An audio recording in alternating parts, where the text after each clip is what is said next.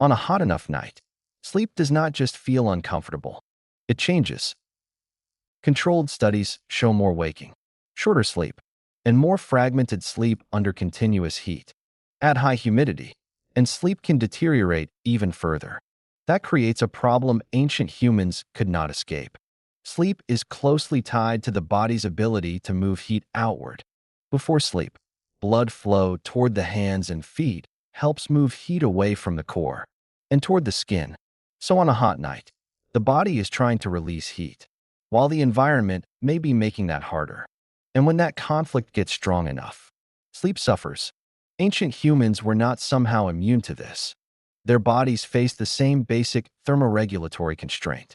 So if they could not control the night around them, what could they control? The first answer may have been something much simpler than a tool. Timing. Researchers studying the Hadza in Tanzania, the San in Namibia, and the Tsimane in Bolivia found that people did not simply fall asleep when darkness arrived.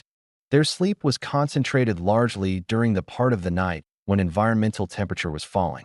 Sleep often began hours after sunset, and waking tended to occur near the colder part of the daily temperature cycle.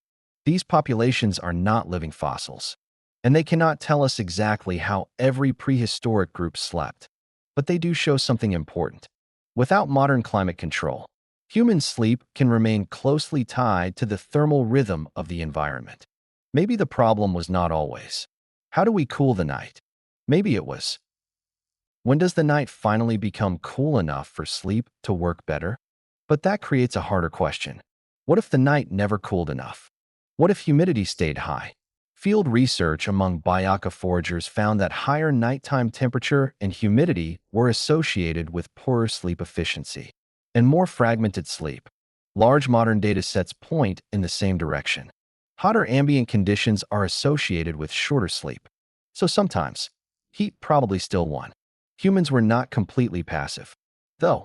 If they could not control the whole night, they could still change the small environment around the sleeper.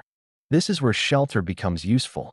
Among the Hadza, researchers found that grass huts could reduce the variability of thermal stress inside the sleeping environment, compared with sleeping outside. That does not mean a grass hut was an ancient air conditioner.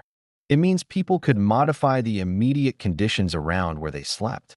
That distinction is important. They could not command the weather, but they were not limited to accepting every sleeping place exactly as they found it. Archaeology shows that prehistoric humans were also actively managing sleeping spaces. At Border Cave in southern Africa, people were constructing plant bedding at least about 200,000 years ago. At Sibudu, around 77,000 years ago, archaeologists also found deliberately constructed plant bedding. What this proves is not that ancient humans invented a cooling mattress. It proves that sleeping space itself was being constructed and managed. And that is where the story changes.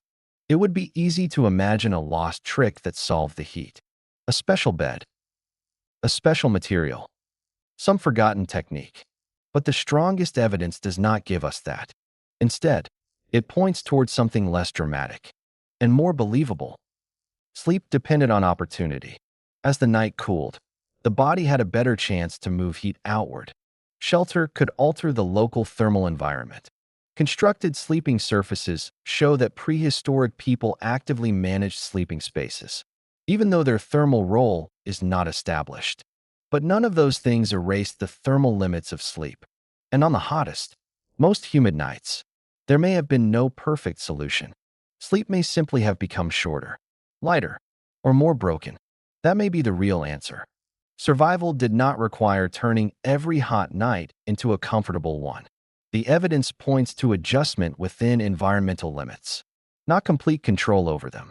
Ancient humans probably slept through hot conditions by working with the thermal opportunities their environment gave them, not by defeating heat completely. Their bodies could move heat toward the skin. Sweating helped them cope with hot environments. In some environments, sleep may have tracked the cooling part of the night. Shelter could change the conditions immediately around them. But when the night stayed hot and humid, sleep got worse. For most of human existence, the night set the conditions, and sleep had to fit inside them.